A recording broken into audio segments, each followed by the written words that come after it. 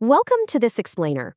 Today we're unpacking a fascinating and honestly highly critical topic: U.S. anti-money laundering, or AML, enforcement. We're going to look specifically at a dangerous paradox that emerged from the 2022 enforcement statistics. On the surface, it really looked like regulatory pressure might be easing up, like fines were actually shrinking. But as we'll see, beneath those headline numbers was a ticking time bomb of hidden control failures that would ultimately reshape the entire financial industry. Here's our roadmap for This Explainer. First, we'll hit the 2022 enforcement illusion and then break down the fragmented regulatory system. After that, we'll examine how business growth outpaced compliance controls, look at the multi-billion-dollar fallout, and finally outline exactly how to build a resilient control stack. All right, Section 1, the 2022 Enforcement Illusion.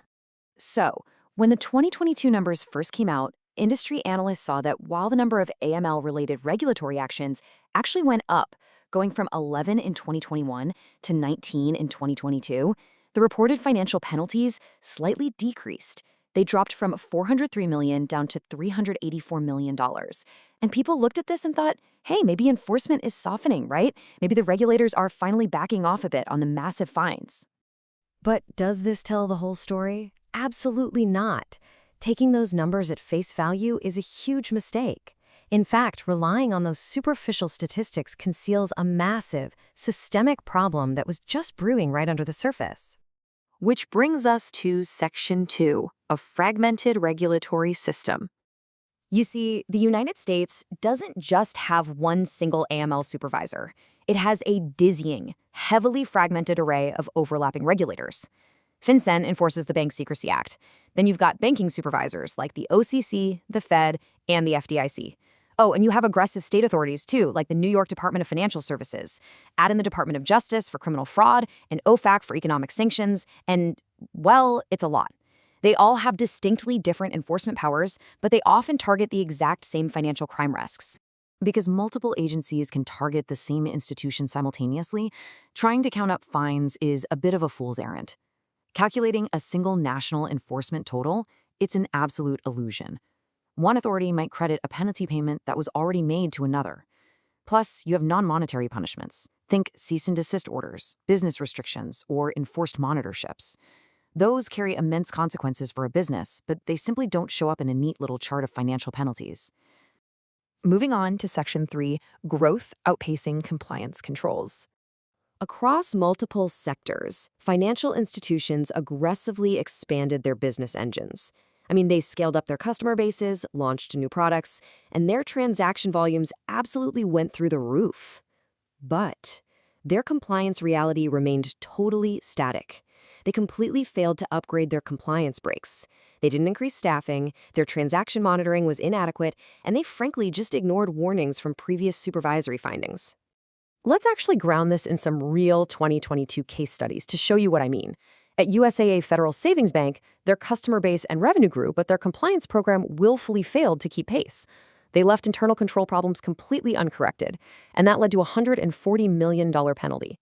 Then there's the National Bank of Pakistan, which faced over $55 million in penalties because of persistent weaknesses that just dragged on across multiple review cycles.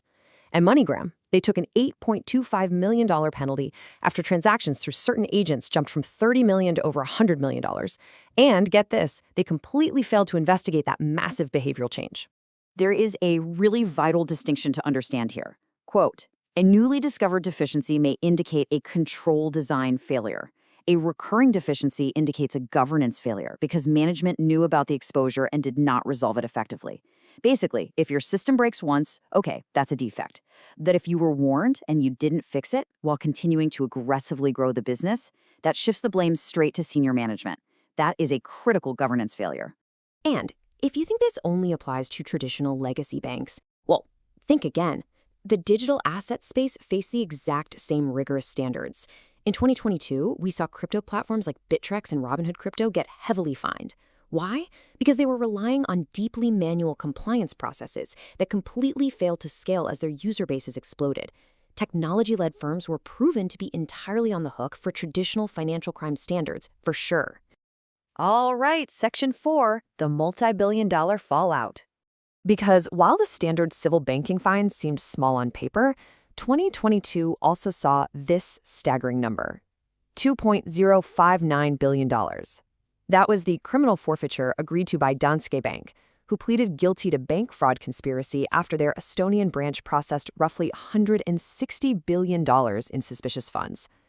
This single figure completely shatters that illusion of low penalties we talked about earlier. It shows the true, massive scale of hidden financial crime risk when foreign branches serve opaque customers through deficient controls. And those warnings from 2022? They fed straight into the record-breaking mega fines of 2023 and 2024. In November 2023, Binance was hit with $4.3 billion in combined settlements.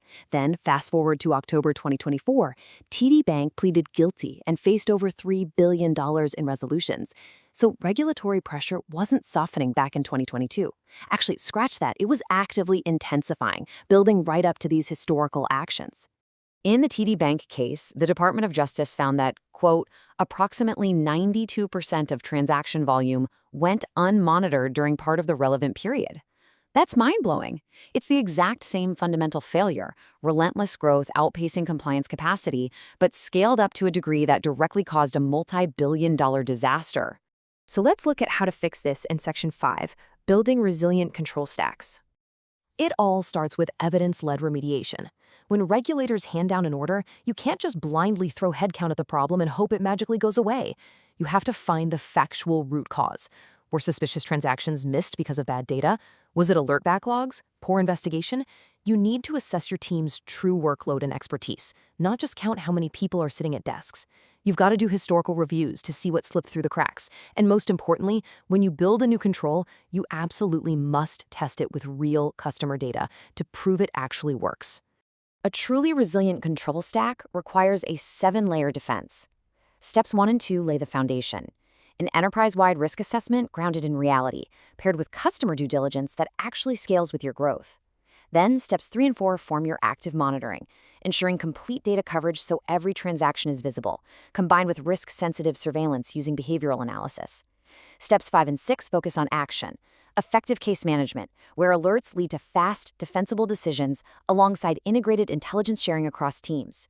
Finally, step 7 is independent testing to ensure the whole machine is actually reducing risk. Each step logically builds upon the last. Now, regarding step 6, it is critical to integrate intelligence, but you have to remember that AML and sanctions are fundamentally distinct. AML controls are really about investigating and reporting suspicious activity over time. Sanctions rules, however, are absolute. They require you to immediately prohibit or freeze transactions with designated entities, no matter where the money came from.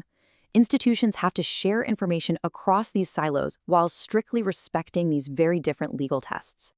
So the primary takeaway here is that enforcement risk becomes material long before a massive penalty hits the front page of the news.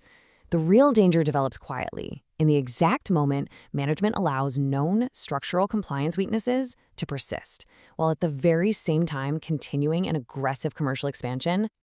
Which leaves us with this final vital thought.